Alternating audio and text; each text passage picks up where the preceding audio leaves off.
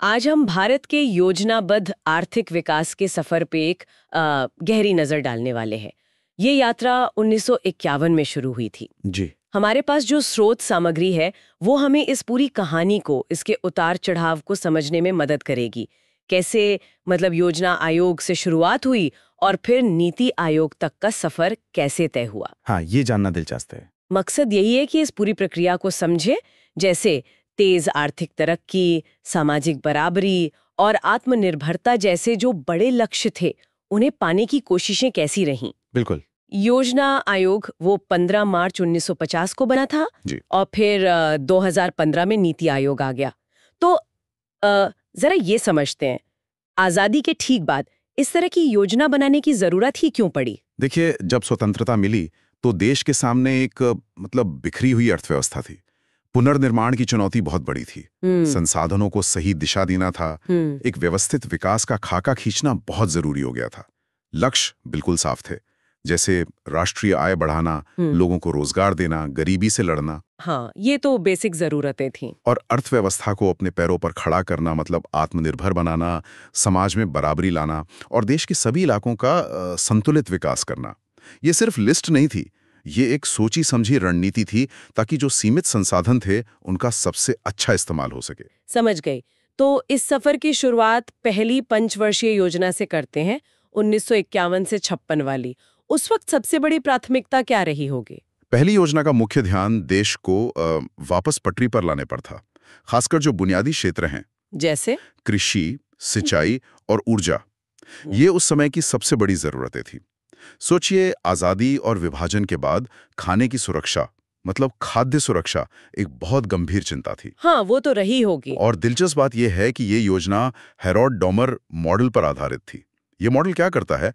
मूल रूप से निवेश और विकास दर के बीच एक सीधा संबंध देखता है। अच्छा। इसने असल में, जिसे हम बाद में हरित क्रांति कहते ना, उसके लिए एक तरह से जमीन तैयार की, कृषि सुधारों की नींव रखी। यानी पहली योजना ने एक तरह से फाउंडेशन सेट किया, लेकिन फिर फोकस बदला है ना। दूसरी योजना 1956 से 61 वाले, उसमें ऐसा क्या खास था जिसने मतलब दिशा बदल दी? यहाँ से बात थोड़ी और दिलचस्प होती है। हाँ, दूसरी योजना में एक बड़ा वैचारिक बदलाव आया। फोकस कृषि से हटकर तेजी से औद्योगिकरण की तरफ चला गया।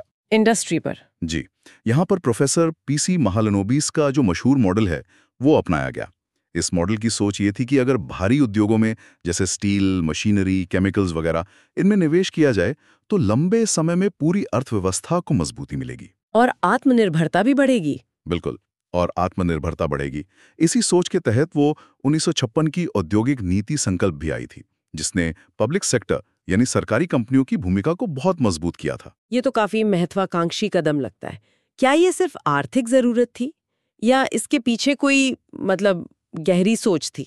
नहीं, ये सिर्फ तात्कालिक जरूरत नहीं थी, ये एक दूरगामी सपना था, भारत को एक मजबूत औद्योगिक राष्ट्र बनाने का।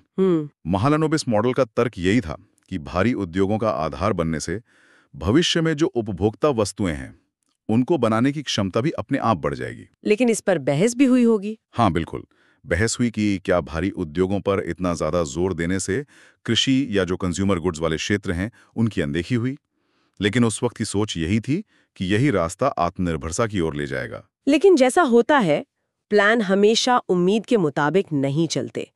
तीसरी योजना 1961-66 के साथ क्या हुआ? सुना है कि वो अपने लक्ष्य पूरे नहीं कर पाए। हाँ, तीसरी योजना का लक्ष्य तो आत्मनिर्भरता और कृषि उद्योग के बीच एक बैलेंस बनाना था। पर यह योजना कई बाहरी झटकों का शिकार हो गई। अच्छा, जैसे? देखिए, 1962 में चीन के साथ युद्ध हुआ, उससे रक्षा खर्चों पर भारी दबाव पड़ा।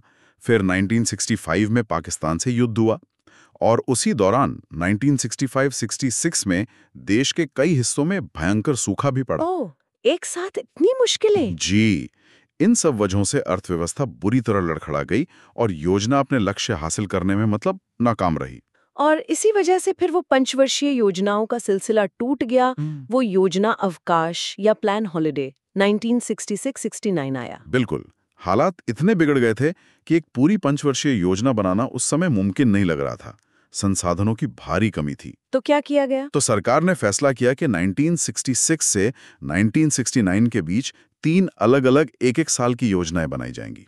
ये दिखाता है कि बाहरी संकट किसी भी प्लानिंग को कैसे पटरी से उतार सकते हैं। ये तो एक बहुत अहम सबक था। इससे ये सवाल भी उठता है कि योजनाओं में फ्लेक्सिबिलिटी कितनी जरूरी है ताकि वो ऐसे अचानक आने वाले झटकों को झेल सकें। खैर, इस रुकावट के बाद क्या हुआ?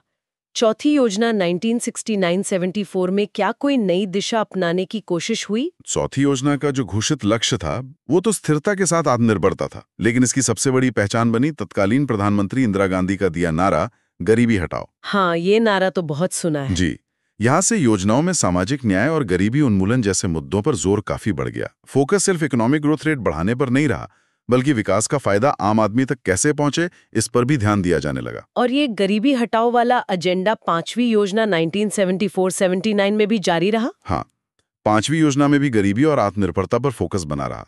रोजगार बढ़ाने और गरीबी कम करने के लिए कई कार्यक्रम शुरू किए गए। अच्छा। इसी दौरान मिनी रत्न परियोजनाएं जैसी पहल भी हुई।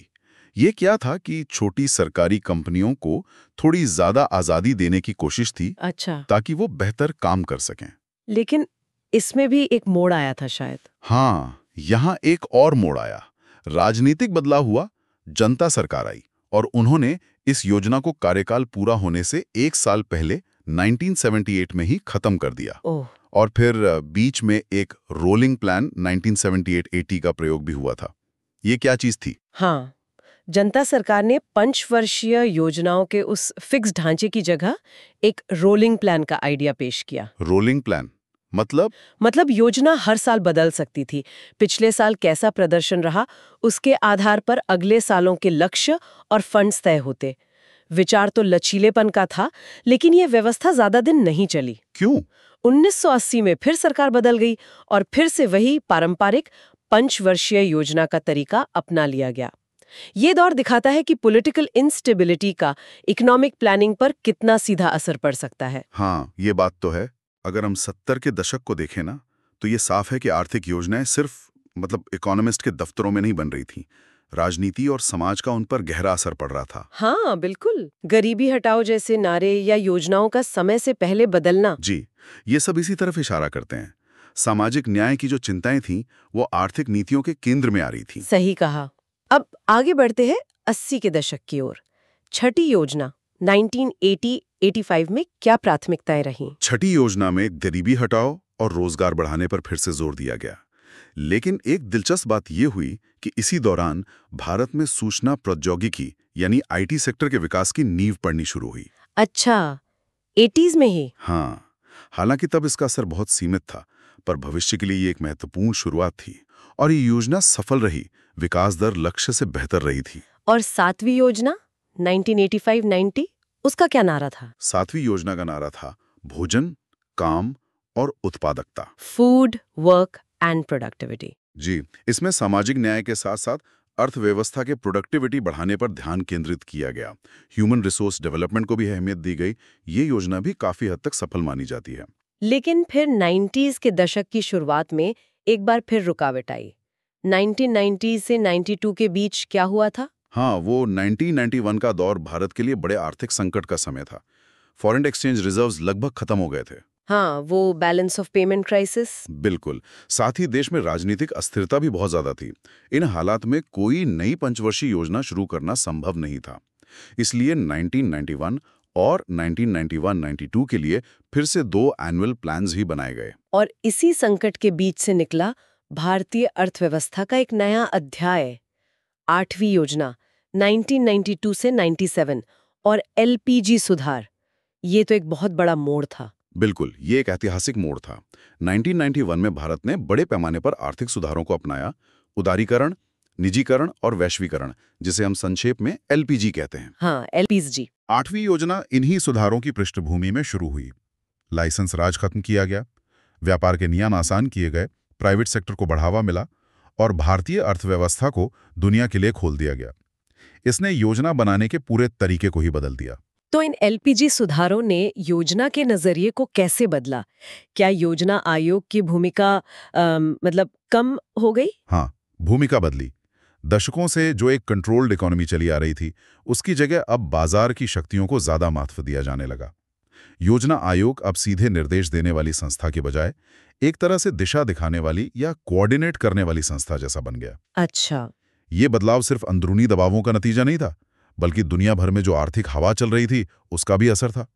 जहां पहले योजनाएं ज्यादातर टॉप डाउन आती थी, अब डिसेंट्रलाइजेशन और निजी भागीदारी पर जोर बढ़ने लगा। 1997 से 2002, 10वीं 2002 से 7 और 11वीं 2007 से 12, अगर हम इन तीनों को एक साथ देखें तो क्या कोई कॉमन थीम दिखता है? हाँ, इन तीनों योजनाओं में और खासकर 9वीं के बाद से समावेशी विकास यानी इंक्लूसिव ग्रोथ का जो विचार है वो केंद्र में आ गया। Inclusive growth. जी, 9वीं योजना का नारा ही था सामाजिक न्याय के साथ विकास।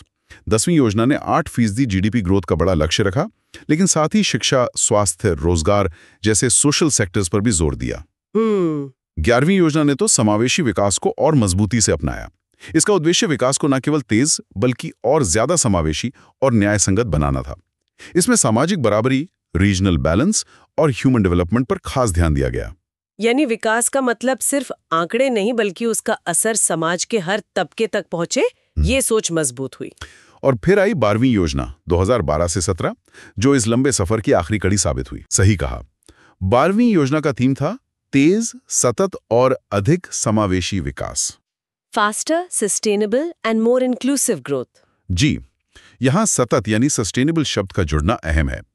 ये दिखाता है कि अब पर्यावरण और भविष्य की पीढ़ियों की चिंता भी विकास की सोच का हिस्सा बन रही थी। लेकिन जैसा आपने कहा, ये भारत की आखिरी पंचवर्षीय योजना थी। तो इन बाद की योजनाओं को देखकर लगता है कि विकास के मायने बदल रहे थे। हाँ, बिल्कुल। सिर्फ रफ्तार नहीं बल्कि क्वालिटी, बराबरी और सस्टेनेबिलिटी भी उतनी ही जरूरी मानी जाने लगी थी। और फिर 1 जनवरी 2015 को योजना आयोग खत्म हो गया और उसकी जगह नीति आयोग ने ले ली। जी। इस बदलाव का क्या मतलब है? क्या सिर्फ नाम बदला या काम करने का तरीका भी? नहीं, ये सिर्फ नाम का बदलाव नहीं था। ये योजना बनाने के पूरे दर्शन, पूरी फिलॉसफी का बदलाव था। योजना आयोग का मॉडल ज्यादातर सेंट्रलाइज था, जहां केंद्र योजनाएं बनाता था और राज्य उन्हें लागू करते थे। एक तरह से टॉप डाउन अप्रोच थी।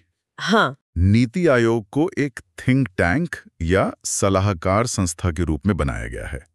इसका मुख्य जोर सहयोगात्मक संघवाद यानी कोऑपरेटिव फेडरलिज्म पर है। कोऑपरेटिव फेडरलिज्म मतलब केंद्र और राज्य मिलकर नीतियां बनाएं, सिर्फ केंद्र निर्देश ना दें।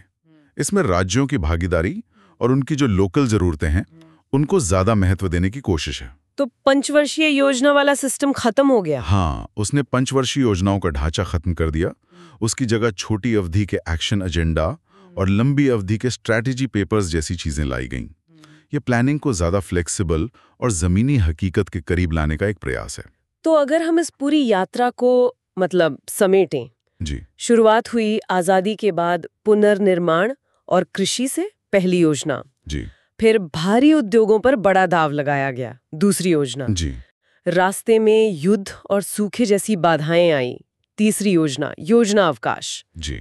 फिर गरीबी और सामाजिक न्याय केंद्र में आए, गरीबी हटाओ वाला दौर, चौथी, पांचवी योजना। हाँ। 80 का दशक गरीबी उन्मूलन और उत्पादकता पर केंद्रित रहा और 90 के दशक में उदारीकरण यानी एलपीजी ने अर्थव्यवस्था की दिशा बदल दी, 8वीं योजना। बिल्कुल। और आखिर में लक्ष्य समावेशी और टिकाऊ विकास का बना, 11वीं 12वीं योजना, जिसके बाद योजना आयोग की जगह नीति आयोग ने ले ली। बिल्कुल सही सारांश है। हमने सफर में हैरोडोमर और महलानोबिस जैसे मॉडलों का असर देखा, गरीबी हटाओ और समावेशी विकास जैसे नारों को सुना, जो उस वक्त की जरूरतों और सोच को दिखाते हैं। हाँ। योजना आयोग से नीति आयोग तक का बदलाव भारत के विकास नियोजन के तरीके में एक बड़ा कदम है, जो ज्यादा भागीदारी और लचीलेपन की ओर इशारा करता है। लेकिन यह भी याद रखना जरूरी है कि रणनीतियां भले ही बदली हों, कभी राज्य का नियंत्रण ज्यादा था, कभी बाजार का, लेकिन विकास, बराबरी, आत्मनिर्भरता जैसे जो बुनियादी लक्ष्य थे वो काफी हद तक वही रहे। हाँ, लक्ष्य वही रहे, तरीके बदले। जी, उन्हें हासिल करने के तरीके समय के साथ बदलते रहे। कुल मिलाकर भारत का ये योजनाबद्ध विकास कोई सीधी लकीर नहीं रहा है।